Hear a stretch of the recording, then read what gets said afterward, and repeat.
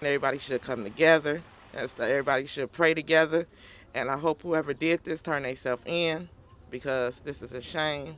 And we'll forgive you because we love Jesus, and I know Jesus will forgive you, so we will too. That clip you just heard is from Latasha Owens, who is the aunt of 11-year-old Tamara Stewart. Stewart was shot and killed Thursday morning inside a Saginaw home. We have that story and more from the top web headlines here on Friday, June 8th. This is the Daily Webcast. I'm Jared Smith.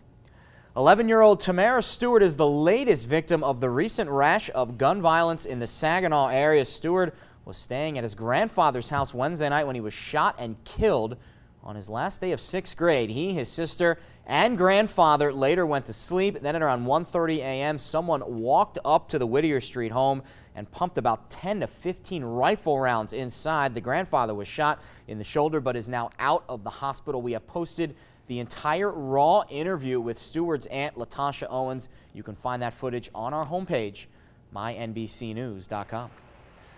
Meanwhile, residents of Whittier Street on Saginaw's east side, they cannot wrap their head around the shooting death of Stewart. They say this crime is the very definition of a random act of violence. They aren't sure what the solution is, whether it's increased police presence, stricter punishments for convicted shooters, or even a city-wide curfew. It's a tragedy. It's terrible. This should not even be going on.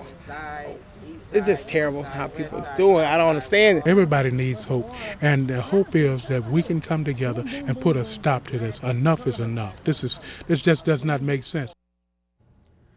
Grief counselors were brought into Carrollton Middle School today for staff and students. Those counselors will also be available on Friday. Meanwhile, in Flint, thousands of GM retirees will be crunching numbers before deciding whether to take a pension buyout offer. The automaker announced last week GM is offering some 42,000 white-collar retirees a lump sum pension buyout. Financial experts say the buyout offers a unique second chance. GM says it will help their bottom line. Experts say older retirees or ones who might want more tax flexibility might want to consider taking the buyout. Retirees have until July 20th to make their decisions. In other news, a Grand Blanc student kicked off summer in a big way at his school's end of the year celebration. It's one he will surely never forget when his Army dad showed up to surprise him at his school. And we got it all on tape. NBC25's Jane Park had the story for us, and we also had a chance to chat with the Army dad yesterday. The entire raw interview with Staff Sergeant Louis Braddis can be found on our homepage, mynbcnews.com. And in sports, you could go a lifetime and not see a Triple Crown winner in horse racing, but that's just what could happen tomorrow, and you can bet on it. Although the Belmont Stakes is in New York City, you can bet on tomorrow's race at Sports Creek Raceway in Schwartz Creek. I'll Have Another is the favorite, having won previously at the Kentucky Derby and the Preakness. The manager of the Raceway says they expect upwards of 1,500 people in for the race itself, which can be seen exclusively on NBC25. Oh, by the way, the manager also says someone bet $1 on the winner of the Kentucky Derby at Sports Creek and won $48,000 in return. Not a bad investment there.